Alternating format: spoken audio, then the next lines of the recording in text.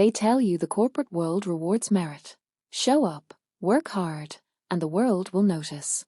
I believed that once, like any newcomer with fire in their chest and a keyboard that felt like magic under their hands. My name is Sarah Williams. I joined Apex Innovations fresh from university, hungry, stubborn, and proud of the small victories that come from late nights and stubborn obsession. The office smelled of printer ink and new ambitions, and in my first month I learned names, meeting rooms, and the one face that would define the next few years of my life: David Clarke. David was the kind of leader who commanded a room without raising his voice.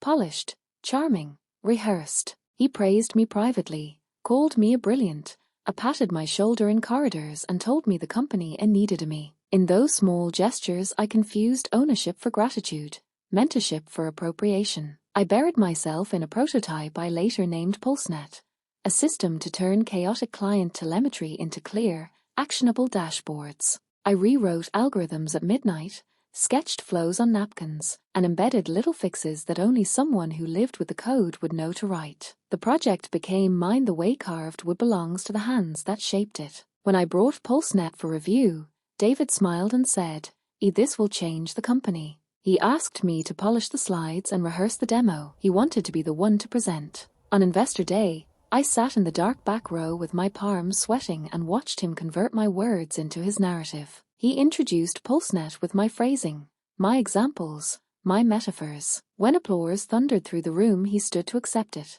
My name was never mentioned. The sting cut sharp and clear. I learned then that corporate fame can be a performance that consumes other people's labor. David didn't only steal ideas, he engineered perception, photo ops, press lines, the right LinkedIn posts, so people assumed the work belonged to the man in TH.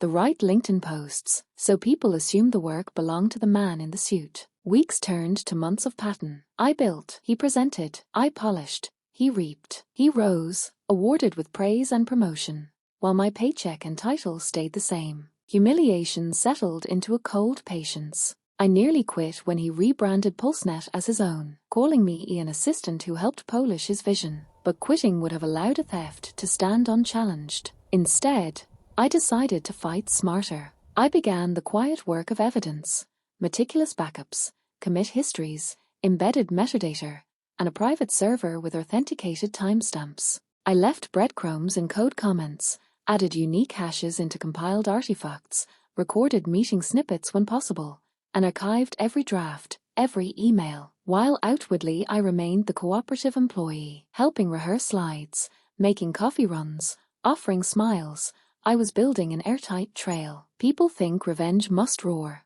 Mine would be surgical. I prepared an alternative demo on my private server, identical in every observable way to the production environment so that no one could claim a different environment as an excuse. I rehearsed the moment when the contrast would have to be public and undeniable.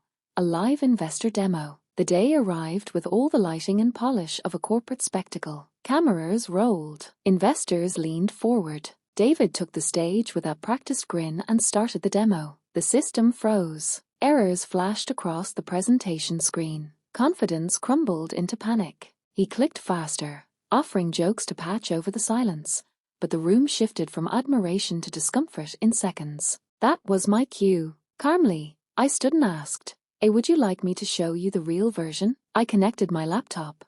PulseNet booted cleanly from my private instance. Charts populated, flows executed, and dashboards shimmered with the polished data I had engineered. Investors leaned in. Then I handed them the logs, the immutable timestamps, commit hashes, and file signatures that traced authorship back to me. Language dissolved into evidence. The board convened. The investigation followed. Within days, David was on leave. In a week, he was gone. The company recognized the truth, promoted me to lead developer, and granted equity in the product. My success wasn't a trophy meant to humiliate.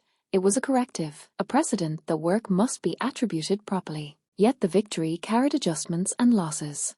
The awkward apologies, the executives' public statements about culture change, the colleagues who wished they had acted differently. Still, the product launched, clients paid, and the architecture of attribution I'd forced into the light protected future builders. The lessons stayed with me, systems that record, not stories that perform, Preserve justice. Be patient. Document.